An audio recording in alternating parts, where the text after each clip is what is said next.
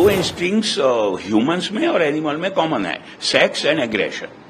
Now बहुत दुख की खेद की बात यह है कि इस केस में और ऐसे बहुत सारे केसेस में दोनों मिल जाते हैं कि ये जो केस है ये सिस्टम्स फेलियर है, लोकल गवर्नेंस सिस्टम्स का फेलियर है, इसमें तो कोई शक हो ही नहीं सकता। मुझे लगता है जरूरत है ये समझने की कि 100 में से, उदाहरण के रूप में 100 में से कौन से 5, 7, 10, 12 या 15 व्यक्ति हैं जो ज्यादा लायबल है, जिनकी बायोलॉजी और साइकोलॉजी ऐसी है कि ऐसा करने ज्यादा संभव है।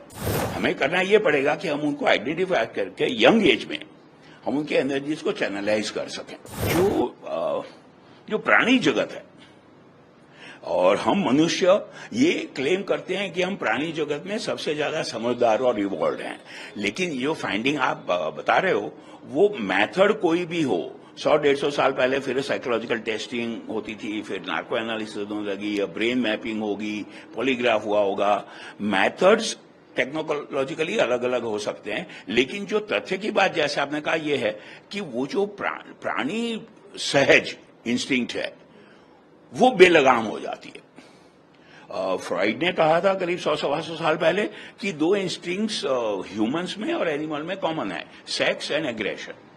नाउ बहुत दुख की खेद की बात यह है कि इस केस में और ऐसे बहुत सारे केसेस में दोनों मिल जाते हैं, और इसमें माफ करें एक सिमिली दूं, गंभीरता से पिज्जा टॉपिंग जैसी बात हो जाती है। किसी एक व्यक्ति में, कुछ व्यक्तियों में वो सेक्सुअल एग्रेशन इंस्टिंक्ट होती है बहुत ज्यादा, वो सीख नहीं पाते सामाजिक या मानसिक रूप से उनको कंट्रोल करना, जो मोस्टली हम लोग सब सीख लेते हैं, और उसमें जुड़ जाती हैं चीजें सेक्सुअल फ्रस्ट्रेशन की, अर्बन माइग्रेशन की, exposure to television media including social media, और फिर शायद पैसे और पॉलिटिक्स और पावर की।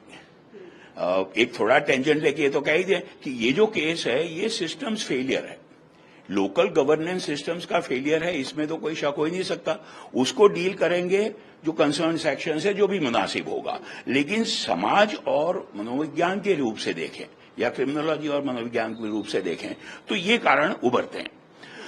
फिर संक्षेप में कहूं, हम लोग इंसान, मानव प्राणी होते हुए भी जो कंट्रोल्स सीख लेते हैं हमारी इंस्टिंक्ट्स का, हमारी ड्राइव्स का, खासकर सेक्स और एग्रेशन का, वो जैसा प्राणियों में होता है अक्सर देखा गया वही मनुष्य में दिखे, उसके बहुमुखी कारण है और उनको हमें संभालना पड़ेगा।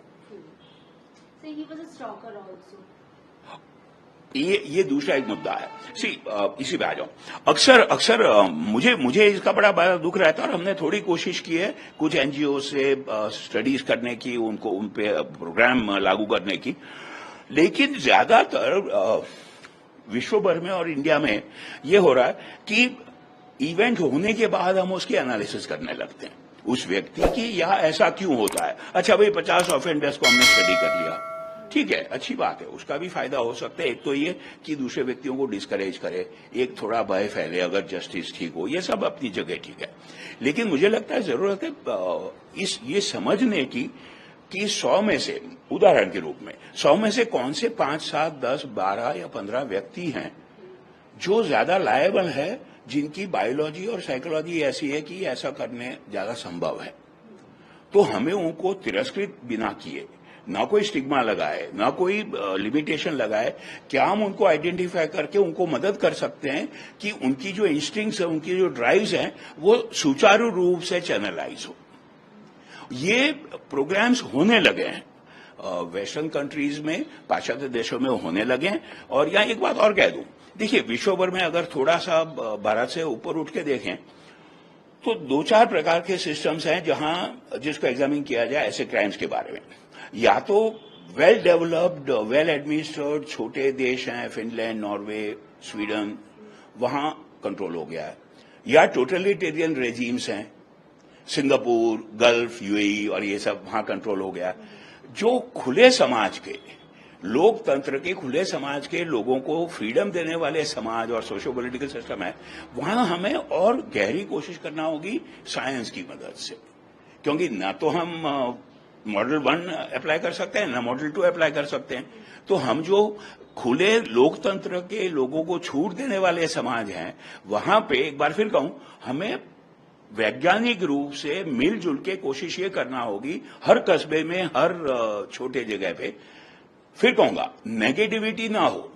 प्रोफाइलिंग जब कहते हैं तो नेगेटिविटी हो जाती है। 10 जनों की लिस्ट बन गई, न उनके साथ कोई बैठेगा, न कोई खाना खाएगा, न उनको काम मिलेगा।